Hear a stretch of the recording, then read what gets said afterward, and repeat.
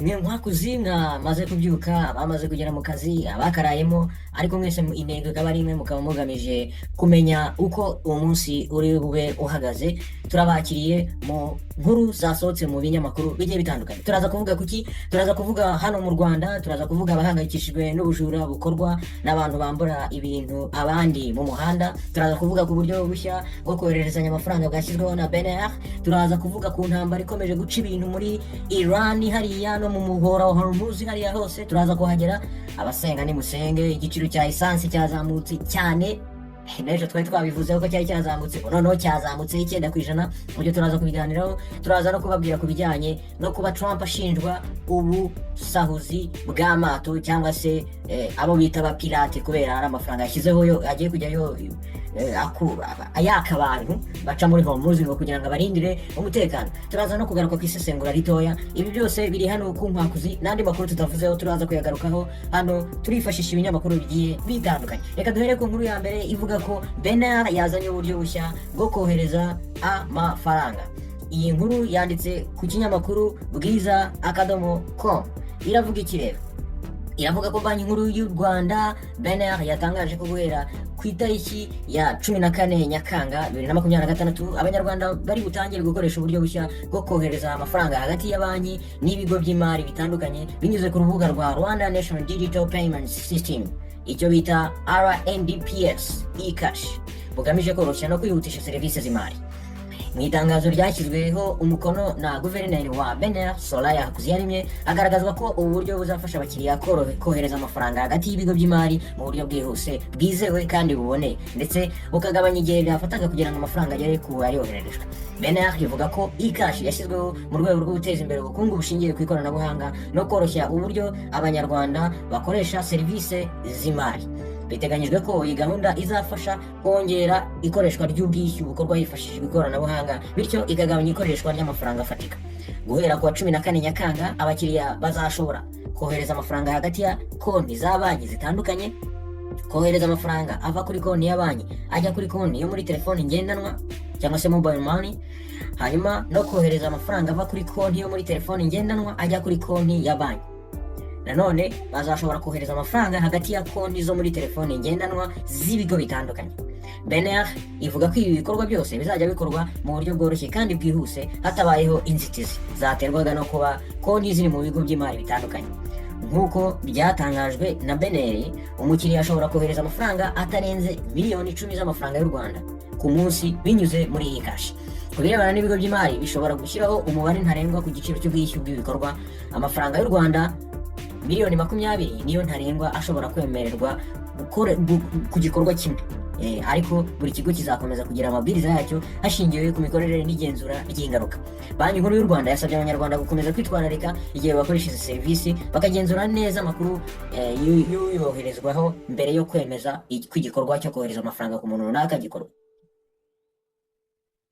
Banki Nkuru y'u Rwanda nanone yaboneyeho kwibutsa ko abakoresha batagomba gusangira amakuru y'ibanga arimo imibare y'ibanga, ibyo bita PIN, ijambo ry'ibanga cyangwa se kode z'umutekano, ibyo bita OTP, kandi ko bibaye ngombwa bahita bamenyesha ikigo cy'imari bakorana mu gihe baketse ibikorwa bishobora kuba bigamije uburiganya. BNR yavuze ko izakomeza gukurikirana ishyirwa mu bikorwa ry'iyi gahunda, ikanafatanya n'amabanki ndetse n'abatanga serivisi z'imari hagamijwe ko abaturage babona serivisi zihuse, zizewe kandi zinoze. Iyi nkuru byari ngombwa ko Nkwakuzi muyimenya, dore ko ari gahunda iba y'igihugu kandi twese dukoresha banki, dukoresha telefone, amafaranga tunyuraho buri munsi. Ibyo rero tuba tugomba kubimenya.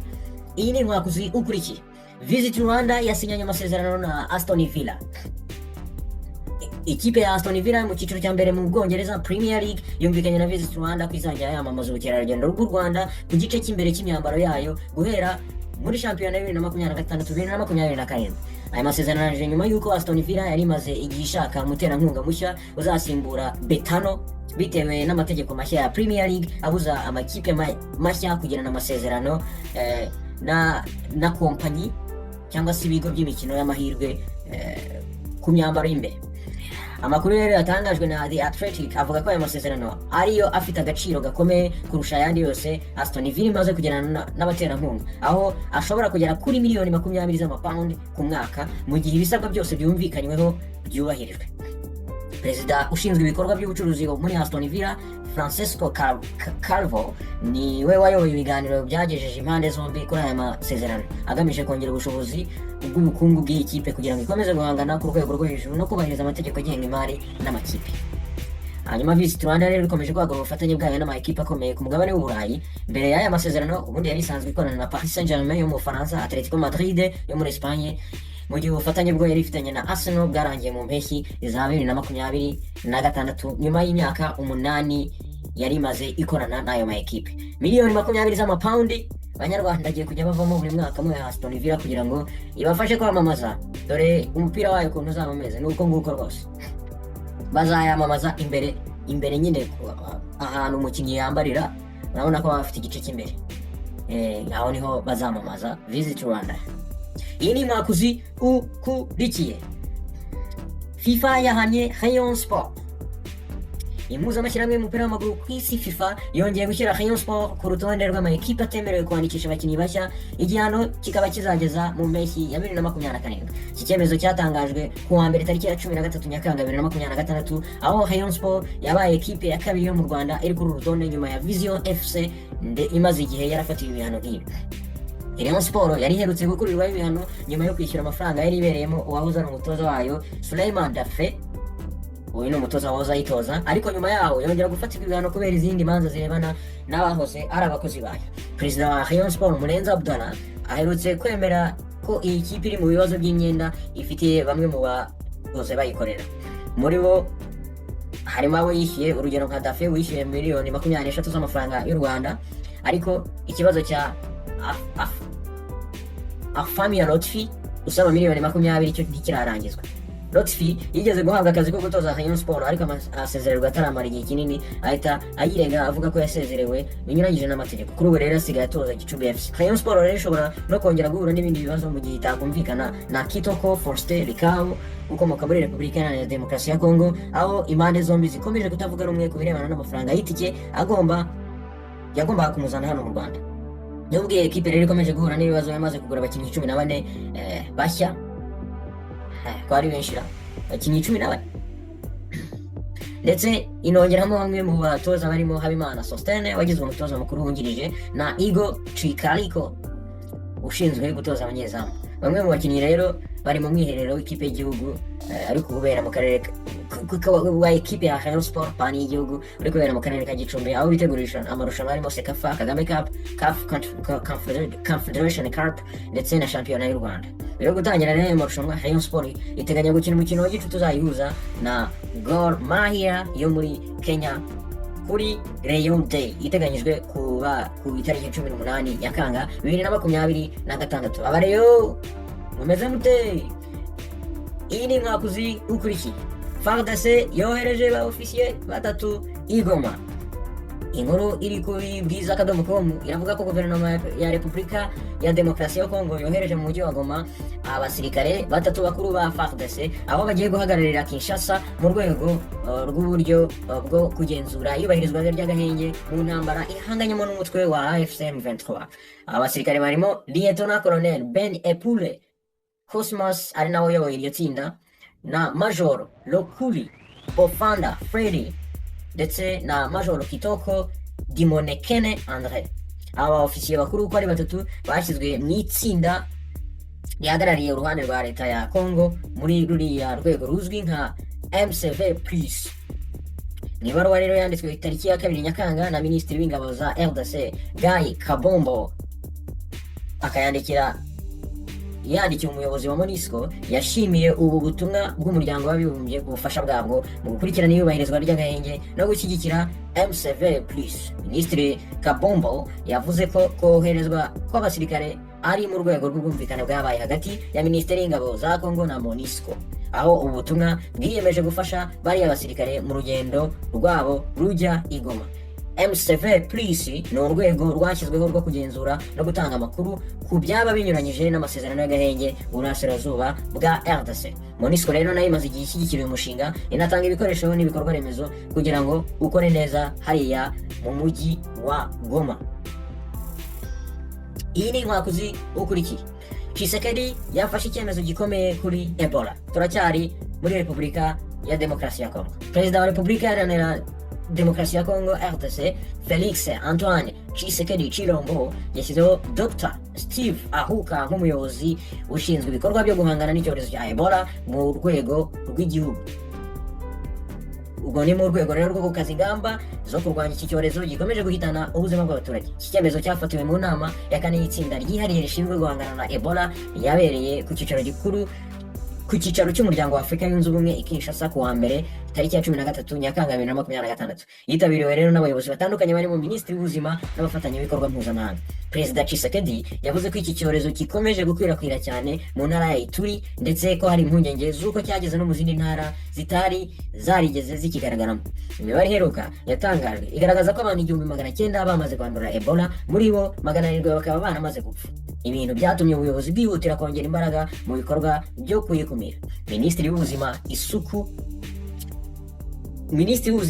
n'ubwiteganyirize Dr Roger Camber yavuze ko ibikorwa byo kwegera abaturage no kubakangura kwirinda Ebola byatangiye gutanga umusaruro. Anashishikariza guverinoma ko izakomeza gukorana n'abaturage mu gukumira ikwirakwira ry'iki cyorezo. Muri iyo nama kandi Lan MC Curry cyangwa se Makikeri ushinzwe iby'agateganyo ambasade ya Leta Zunze Ubumwe za Amerika muri INKWAKUZI yongeye gushimangira ko igihugu cye gikomeje gutera inkunga mu rugamba rwo kurwanya Ebola. Iyi ni Inkwakuzi ukurikiye amakuru y'ibyasohotse mu binyamakuru. Reka twerekeze hakurya y'imbibi z'u Rwanda tubabwire ko Trump ashaka gufunga Iran burundu. Perezida wa Leta Zunze Ubumwe za Amerika Donald Trump yatangaje ko ingabo z'igihugu cye zigiye kongera kugaba ibitero bikomeye kuri Iran mu gihe amakimbirane hagati y'ibihugu byombi akomeje gufata indi ntera. Trump yavuze ko muri icyo gitero Amerika izatera Iran bikomeye, ndetse ko ibitero bizakomeza no ku munsi ukurikiyeho. Nyuma y'ayo magambo, ubuyobozi bw'ingabo za Amerika zikorera mu burasirazuba bwo hagati CENTCOM bwemeje ko bwatangiye ibitero bishimangira ko bugamije kugabanya ubushobozi bwa Iran bwo kugaba ibitero ku basivili no ku bwato bukoresha inzira ya Hormuz.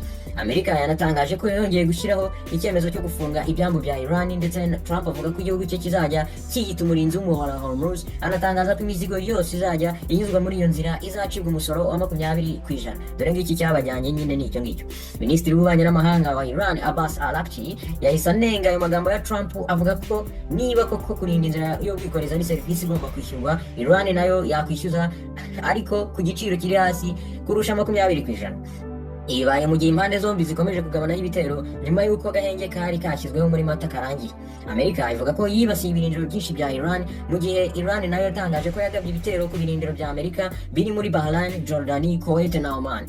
Trump yongeye no gukangisha gusenya Pickaxe Mountain, ahakekwa ko Iran yubaka uruganda rw'ibanga rutunganya uranium hafi ya Natanz.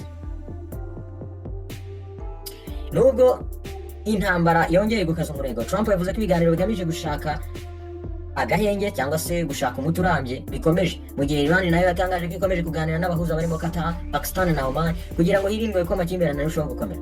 Kuva imirwano yongeye kubura, ibitangazamakuru bya Iran bivuga ko abantu nibura 25 bamaze gupfa, mu gihe umunyamabanga mukuru w'umuryango w'abibumbye witwa Antonio Guterres yatangaje ko impungenge zikomeye zihari ubukana bw'iyi ntambara. Asaba rero impande zombi kwirinda ibikorwa byarushaho guhungabanya umutekano w'akarere. Amerika mwavuye hariya murahashaka iki? Iyi ntambara iri kuduhungabanya cyane. Turaza no kubakorera isesengura rito ku bijyanye n'ukuntu Iran iri kwitwara muri iyi ntambara. Iyi ni Inkwakuzi ukurikiye ibyasohotse mu binyamakuru. Tukiri kuri iyo ntambara, indege z'i Burayi zaburiwe kutagurukira mu kirere cy'ibihugu byo mu kigobe cy'Abarabu. Inkwakuzi, are we together? Turi kumwe. Ikigo cy'umutekano w'ingendo z'indege cy'ibihugu byo mu muryango w'ubumwe bw'Uburayi EACA cyaburiye kompanyi z'indege kudakorera ingendo mu kirere cya Bahrain, Kuwait, Qatar, Emirates Zunze Ubumwe z'Abarabu no kudaca hejuru y'amazi y'ikigobe cya Oman. Ikigo EASA kivuga ko ibintu birimo kuba mu bya gisirikare biteganyijwe, hamwe no kuba hashobora kubaho ikoreshwa rya misile ndetse na drone, indege zitagira abapilote, indege z'intambara ndetse n'uburyo bwo kurinda ikirere muri ako karere byateje ibyago biri hejuru ku ngendo z'indege. Iyi nama iki kigo cyagiriye kompanyi z'indege z'i Burayi ifite agaciro ko kugera ku itariki ya 29 y'uku kwezi kwa Nyakanga, no kuvuga ku kwezi kwa karindwi turimo. Icyo kigo cyongeye ko kizakurikiranira hafi uko ibintu bimeze. N'akabyara ibintu byo muri Iran bikomeje kuba agaterera nzamba. Tukiri kuri iyo ntambara ya Iran na Leta Zunze Ubumwe za Amerika, reka tubakorere isesengura rito cyane. Isesengura dukesha ikinyamakuru BBC kiravuga ko nanone Iran irimo kwitwara neza mu ngorane mu buryo butangaje.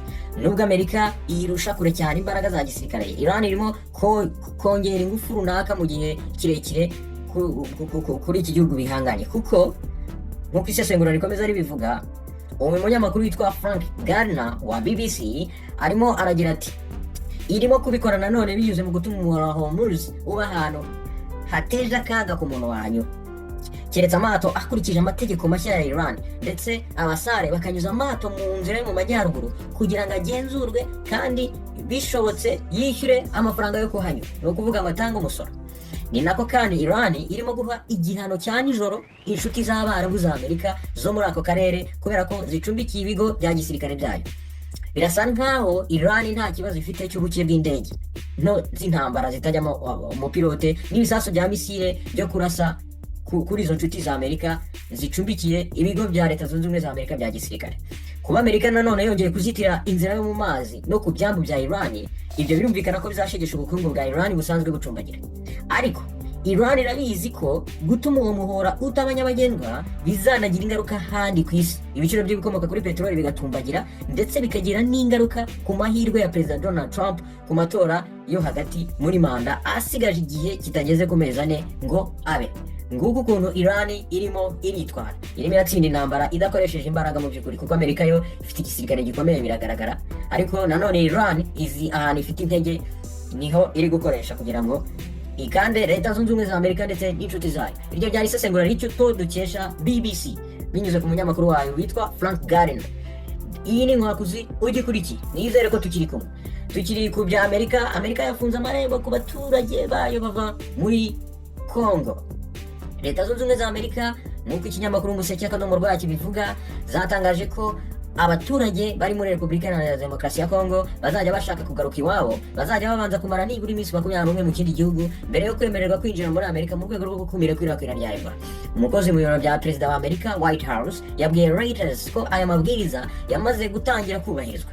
Yasobanuye ko umunyamerika wese uri muri IHagaze cyangwa waherukaga kuyigeramo atazemererwa guhita yinjira muri Amerika, ahubwo azabanza kumara iminsi 21 mu kindi gihugu. Iki cyemezo gifashwe mu gihe ubuyobozi bwa Amerika buvuga ko icyorezo cya Ebola gikomeje guteza impungenge, cyane cyane nyuma y'uko virusi yageze mu bindi bice bitari kure y'umujyi wa Kinshasa.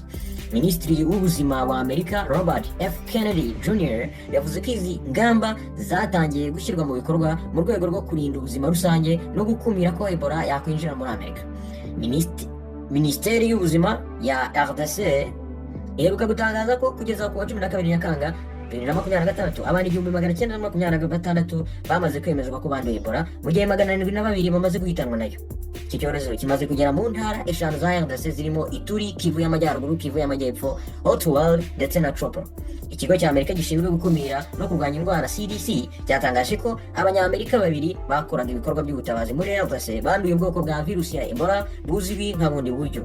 Nyuma yaho rero abo banyamerika bahise bajyanwa kuvurirwa mu Budage. Iyi ni Inkwakuzi Ugikurikiye.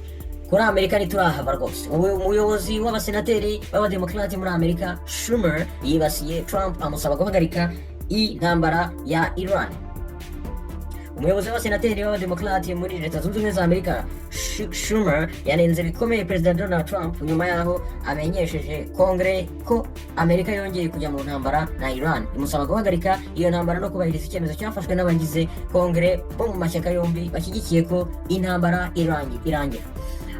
Ni ijambo yagejeje ku nteko ishinga amategeko. Schumer yavuze ko uburyo Trump akomeje kwitwara ku kibazo cya Iran butari ingamba zinoze, ahubwo ko bukomeje guteza ibibazo byinshi. Ati Perezida Trump yatangaje ku mugaragaro ko igihugu kiri mu ntambara. Ese nibyo koko? Murakoze Trump, kuko nta wari ubizi. Schumer yavuze ko ahora asubiramo amagambo amwe avuga ko intambara irangira, nyamara nyuma y'igihe gito ibintu bikongera kuzamba. Ibi Schumer nanone yakomeje avuga ko muri rusange ibi biri gutuma lisansi izamuka, umubare w'ahitanwa n'intambara ukiyongera, kandi rwose biba akajagari gakomeye. Nanone abanyamerika bafite impungenge z'uko imisoro yabo ikomeza gukoreshwa mu ntambara idafite mu by'ukuri impamvu irimo irakorwa. aho ni muri leta zunze ubumwe za Amerika. Schumer yasoje avuga ati ibi birahagije, yasabye Trump gufata ikibazo cya Iran nk'igikomeye akongera imbaraga mu biganiro bigamije guhagarika intambara ndetse akubahiriza icyemezo cyafashwe n'abagize inteko ishinga amategeko bo mu mashyaka yombi no gukura ingabo za Amerika mu kaga no kurangiza iyi ntambara. Iyi ni inkwakuzi ugikurikiye. Ibi ni ubwambuzi. Perezida wa Brazil yibasiye Trump kubera umusoro ku mato anyura muri Hormuz. Ayo magambo ntangije niyo yavuze ati ibi ni ubwambuzi. Perezida wa Brazil yavuze ko Trump yaba ahindutse umwambuzi wo mu nyanja aho bita pirate mu gihe yaba ashyizeho imisoro ku mato akorerwa anyura muri Hormuz. Perezida wa Brazil Luiz Inácio Lula da Silva yamaganye umugambi wa perezida wa Leta Zunze Ubumwe za Amerika Donald Trump wo gushyiraho amafaranga menshi ku mato anyura mu muyoboro wa Hormuz, avuga ko ibyo byatuma Amerika yitwara nk'igihugu cy'abambuzi bo mu nyanja.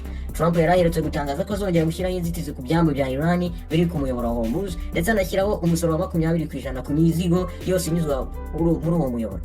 Yavuze ko aya mafaranga azakoreshwa mu kurinda no gukomeza uwo muyoboro ukoreshwa cyane mu gutwara peteroli ku isi. Iran yafunze umuyoboro wa Hormuz nyuma y'uko Amerika na Israel bigabye ibitero ku butaka bwayo mu mpera za Gashyantare, ibintu byahungabanyije ubwikorezi bw'ibikomoka kuri peteroli.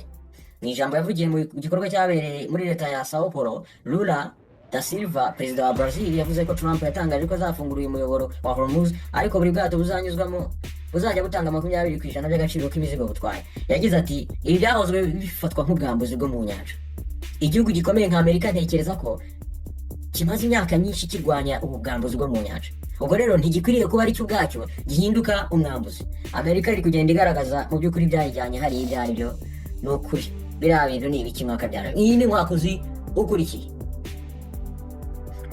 Ashton Hall, muzi wageze mu Rwanda mu minsi ishize, yashyizwe mu content creators bakize kurusha abandi ku isi. Umunyamerika Ashton Hall aherutse kugira uruzinduko mu Rwanda, twese twarabimenye. Ubwo rero yashyizwe ku rutonde rwa Forbes Top Creators 2026 rugaragaza abantu 50 bayoboye isi mu kwinjiza amafaranga menshi binyuze mu gukora ibikumiyemo content ku mbuga nkoranyambaga. Aya mafaranga rero ayakura he?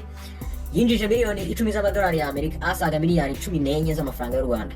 Aya mafaranga yinjijwe ahanini akomoka ku mashusho akora ku mbuga nkoranyambaga zirimo YouTube, Instagram, TikTok, mu kwamamaza ibicuruzwa by'amasosiyete atandukanye ndetse no kugurisha gahunda zifasha abantu gukora imyitozo ngororamubiri no kwita ku buzima. Ashton Hall rero yaje ku rutonde rwa Forbes. Gusa Forbes n'undi yajeho n'abandi bantu binjije agatubutse muri ibi bya content creation, aho ku mwanya wa mbere haje Mr Beast winjije miliyoni 300 z'amadolari ya Amerika. Hanyuma mu gihe Aisha Speed nawe uherutse gusura u Rwanda yaje ku mwanya wa 8 nyuma yo kwinjiza miliyoni 30 z'amadolari ya Leta Zunze Ubumwe za Amerika. Ubwo rero ubwamamare ku mbuga nkoranyambaga, amasezerano yo kwamamaza ibicuruzwa, amasomo atangirwa kuri internet ndetse n'igurishwa ry'ibicuruzwa bifite amazina y'aba creators ni bimwe mu bikorwa bikomeje gutuma urwego rwinjiriza abarukoramo amafaranga menshi rukaba rumaze kuba kimwe mu byiciro bifite uruhare runini mu bukungu bw'isi bushingiye ku ikoranabuhanga no guhanga udushya.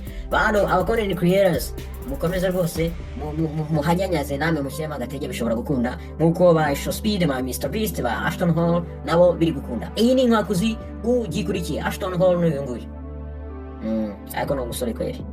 I Kigali reka twigarukiye Kigali duhangayikishijwe n'abajura biganjemo abana bamburira mu nzira abantu bakanabakomeretsa. Abaturage biganjemo abagore n'inkumi bo mu bice bitandukanye by'umujyi wa Kigali barataka ubujura bw'insoresore ziri mu kigero cy'imyaka 16 bakunze kwita marine, zibategera mu nzira zikabambura ndetse zikabasiga zabakomerekeje. Nk'uko iki kinyamakuru Ubwo Times kibivuga, abantu cyaganiriye nabo ku itariki ya 14 Nyakanga 2026 ubwo n'ejo hashize, basabye rwose ko hakongerwa imbaraga mu gukaza umutekano mu rwego rwo guhashya abajura bakomeje kubacucura. Kenshi abaturage bo mu mujyi wa Kigali cyane cyane abo mu karere ka Nyarugenge mu murenge irimo wa Gitega, Kimisagara, Rwezamenyo na Nyamirambo na Muhima bagaragaza ko babangamiwe cyane n'abajura babategera mu nzira bitwaje inzembe n'ibyuma n'ibindi bikoresho gakondo bakabakomeretsa ndetse bikarangira babibye. Abakobwa rero n'abagore nibo bibasirwa n'aya matsinda y'insoresore abambura ibyabo akanabasigira bamwe muri bo ubumuga bukomeye. Umugore w'imyaka 50 witwa Nisingwa Mahi wo mu murenge wa Gitega, karere ka Nyarugenge, avuga ko yahagaritswe n'umusore hanyuma uwo mu kigero cy'imyaka 16. Ati naramanutse mfite ishakoshi nk'umubyeyi uvuye ku kazi, nkigera munsi y'urusengero rwa ADPR umwana wo mu kigero cy'imyaka 16 anyiruka inyuma araza turwanira isakoshi yanjye aranyaka, ndagenda ndamandagara hasi mvunika ivi kugeza n'uyu munsi. Avuga ko icyo gisambo cyari kiri kumwe n'izindi nsoresore bafatanya kwiba. kandi ubu ni nabyo bakoreye umukobwa wavaga ku kazi mu masaha y'ijoro. Ibi bikaba byaramugizeho ingaruka zikomeye kuko yahungabanye. Polisi rero mu mujyi wa Kigali iri kuvuga ko iri gukora operation kugira ngo ibashe gufata ibisambo ko hari n'ibyo yamaze gufata. Iyi ni inkwakuzi ukurikiye aya makuru, ariko mujye mugira n'ikintu muyakoresha nyine kugira ngo abashe kubafasha. Niba ahantu haba abajura, usinzi ukuntu uzabigenza kugira ngo ubirinde, ni ikibazo gikomeye. Iyi ni inkwakuzi ukurikiye. Ibi ni byasohotse mu binyamakuru. Iran na Amerika biracyumva n'imitsi. Ubwato butwara ibikomoka kuri peteroli nabwo bwarasubiye muri Hormuz. Iran na Leta Zunze Ubumwe za Amerika byakomeje kumishana ibisasu bya misile na drone, aho Amerika ivuga ko yarashe ahantu hatandukanye muri Iran. Iki gihugu kikavuga ko cyarashe ibirindiro byinshi bya Amerika mu kwihorera. Ibibazo byiyongereye cyane muri Hormuz, ahanyura igice kinini cya peteroli, aho Leta Zunze Ubumwe za Amerika zikomeje kuharwanira na Iran. Ubwato rero Mombasa B na IBIGANIRO bwari butwaye peteroli nyinshi, bwatewe n'ibisasu biturutse kuri Iran bya misile, bituma hangirika byinshi. Iki gitero cyahitanye abakozi bamwe b'ubwato, abandi barakomereka. Mu bapfuye harimo Umuhinde. Leta rero y'Ubuhinde yamaganye ibi bitero. Amerika yavuze ko yakajije ibikorwa bya gisirikare nyuma y'aho Perezida Donald Trump wa Amerika yongeye gufungira inzira Iran ku bwato buvuye ku byambu byayo. Trump yanavuze ko Amerika izakomeza kwishyuza 20% by'imizigo. Iran ivuga ko ifite uburenganzira bwo kugenzura Hormuz, kandi abayobozi bayo bavuga ko izakomeza kubacungira umutekano. Amerika wabo. Amerika iri hariya rwose, dore nimurebe ukuntu ubwo bwato bwabaye n'awakadara. Ariko hari ikintu kibabaje kuri ibyo byose. Muracyakurikiranye inkwakuzi nkuko twabibasezeranyije. Reka tubabwire ko ibikomoka kuri peteroli, abasenga nimusenge kuko byazamutseho 9% nyuma y'amagambo akomeye ya Trump. Ibiciro by'ibikomoka kuri peteroli byazamutseho 9% nyuma y'amakuru avuga ko Leta Zunze Ubumwe za Amerika zigiye kongera gufungira ubwato bwa Iran mu nzira inyuramo ubwato ya Hormuz, umuhora wa Hormuz. Ibikomoka kuri peteroli bidatunganyije byazamutseho $7.29, bingana n'9.59%, bigera ku $83.3 ku kagunguru. Leta Zunze Ubumwe za Amerika zavuze ko ziteganya gukumira ubwato n'ubundi buva mu muhora Hormuz, ariko ku ruhande rwa Iran. Muri Kamena 2026 nibwo Amerika yakuyeho izi ngamba ku murongo wo kuganira ndetse no guhagarika intambara. Icyakora Trump yongeye gusubizaho ko izi ngamba zigomba kongera gusubizwaho kugira ngo ibyo bita blockades bashyira hariya kugira ngo babuze amato yaturutse ku ruhande rwa Iran kunyura hariya. Icyakora ibyo nanone byatumye n'ubundi ntuzizamuka. Ubu ninde uri kunguka mu by'ukuri? 9%. Murumva ibyo bintu? Iyi ni inkwakuzi ukurikiye. Icyo dukora no kubabwira amakuru. Uburusiya bwashinje Ukraine iterabwoba. Uburusiya bwashinje Ukraine gukora ibikorwa by'iterabwoba nyuma y'uko ibitero byayo byiyongereye ku bwato buri mu nyanja ya Azov ikoreshwa mu gutwara hafi 1/4 cy'ibicuruzwa by'ingano by'Uburusiya. Umuyobozi w'ingabo za Ukraine zishinzwe indege zitagira abapilote yavuze ko drone za Ukraine zateye ubwato 11 bw'Uburusiya igihe bari muri iyo nyanja mu ijoro ryakeye. Mu butumwa yashyize kuri Telegram, Robert yavuze ko ibitero byibasiye ubwato butanu butwara peteroli, butwara imizigo yumye ndetse n'ubwato bukurura ubundi. Ibi byatumye umubare w'amato Ukraine bivuga ko imaze kugaba ibitero ugera ku 116. Abaganiriye na Reuters bemeze ko ubwato bwinshi buraswa ku buryo mu minsi mike nta buzaba bugisigaye ari buzima. Umukozi mu gisirikare cya Ukraine yabwiye Reuters ko ingabo zayo zirasa ibikoresho bya gisirikare cyangwa ibindi bifasha kongera ubushobozi bw'Uburusiya mu ntambara. Ibi nabyo bimaze kurambira, n'iriya ntambara imaze kurambira. Dore inyanja ya Azov nuko nguko imeze. Iyi ni inkwakuzi ukurikiye. Reka dusoreze kuri iyi nkuru ivuga ko abarenga 258 bagiye gukora ibizamini bya leta mu mashuri yisumbuye.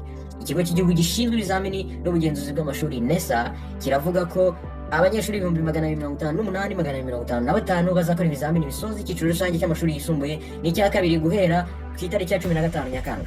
Abanyeshuri 149,533 nibo bazakora ibizamini bya leta bisoza icyiciro rusange, iyo niyo bita twankome, mu gihe abagera ku 108,722 bo bazakora ibizamini bisoza icyiciro cya kabiri cy'amashuri yisumbuye. NESA yavuze ko muri aba biyandikishije gukora ibizamini bya leta harimo abanyeshuri 879 bafite ubumuga, bakazahabwa ubufasha bwihariye mu gukora neza ibizamini n'abandi banyeshuri. Biteganyijwe ko ibizamini bya leta mu mashuri yisumbuye bizarangira tariki 24 Nyakanga 2026. bizakorerwa mu bigo by'amashuri 1746.